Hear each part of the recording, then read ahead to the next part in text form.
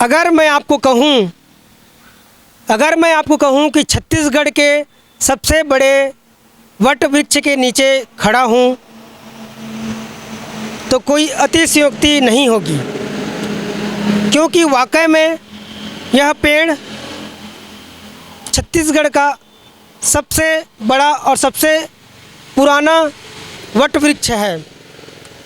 हिंदू धर्म की कहानी के अनुसार जब भगवान ब्रह्मा और भगवान विष्णु के बीच लड़ाई हुई, भगवान ब्रह्मा इंसान को बनाने वाले हैं जबकि उनका पालन करने वाले भगवान विष्णु हैं। दोनों के बीच लड़ाई हुई, मैं बड़ा के अहम में दोनों लड़ने लगे। तब यह बात देवताओं ने भगवान शंकर को जाकर बताई और भगवान शंकर ने उन दोनों की समस्या का निवारण करने के लिए उनके पास गए, देवलोक में गए। देवलोक में जब वे पहुँचे तब उन दोनों की लड़ाई को ख़त्म करने के लिए भगवान शंकर ने विशाल अपना रूप धारण कर लिया और यह कहा कि अगर अपने आप को बड़ा साबित करना चाहते हो तो आप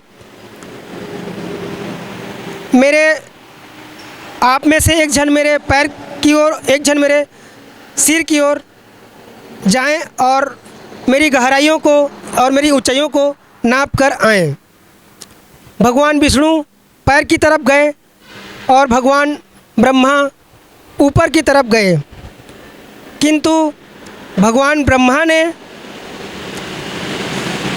तुरंत ही वापस आकर कहा कि मैं आपका सिर को नाप लिया हूँ, और उन्होंने साक्ष्य के रूप में केकती का फूल को अपना साक्ष्य बना लिया। वहीं भगवान विष्णु ने उनकी गहराई को नहीं नाप पाए और वे ऊपर आकर बोले कि भगवान मैं आपकी गहराई को नहीं नाप पाया।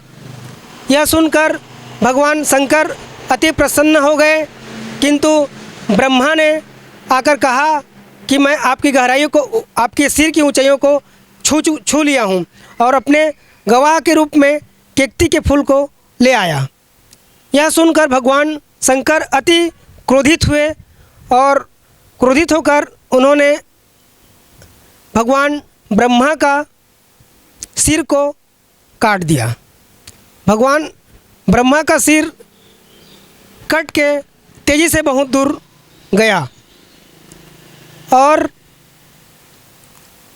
भगवान शंकर ने केकती को भी श्राप दिया कि आज के बाद केकती का फूल मेरे ऊपर न चढ़े। यह सुन भगवान ब्रह्मा निराश हो गए और उन्होंने भगवान शिव को प्रार्थना कर क्षमा मांगा, किंतु भगवान शंकर ने उन्हें क्षमा किया और भगवान ब्रह्मा ने कहा कि मेरा जो सर है उसको भी आप कुछ आशीर्वाद दीजिए, और भगवान शंकर ने भगवान ब्रह्मा के सिर को भी आशीर्वाद दिया।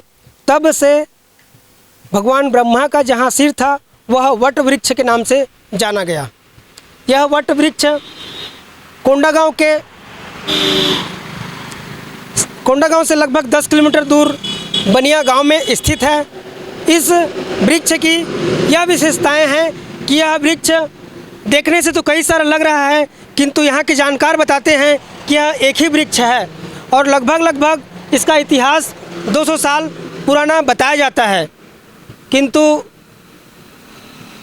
इसको देखकर ऐसा प्रतीत होता है कि 200 साल से भी और अधिक समय से यह वृक्ष यहाँ पर है और सरकार द्वारा काफ़ी अच्छी इसको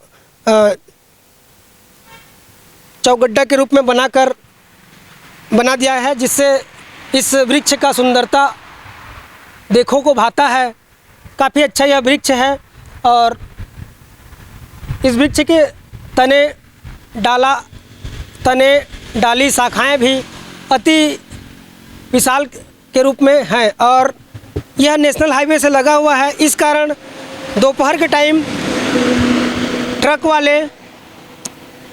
वाले कार वाले आकर यहाँ कुछ विश्राम करते हैं। इसका साक्ष्य बताने के लिए यहाँ जो अपर प्रधान मुख्य वन संरक्षक छत्तीसगढ़ रायपुर के अधिकारी हैं कृष्ण चंद्र यादव, IFS हैं।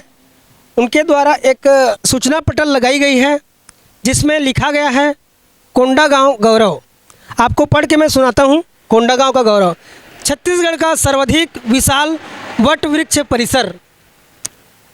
कोंडागांव के पास ग्राम बनिया गांव में हम खड़े हैं। लगभग 200 साल पुराने वट वृक्ष की ओर जब भी देखता हूं तो दो तरफा चिंतन शुरू हो जाता है। पहला, इसका आकार कितना बड़ा है, इनकी जड़ें कितनी गहराई तक फैली है, इनका भविष्य छोटे जंगल के रूप में निहित है आदि चिंतन का। दूसरा पहलू इस वृक्ष के अतीत से जुड़ा होता है। लगभग 200 साल पहले किन परिस्थितियों में इसके बीज ने माँ वसुंधरा की गोदी में बैठकर अपनी जीवन यात्रा की शुरुआत की होगी।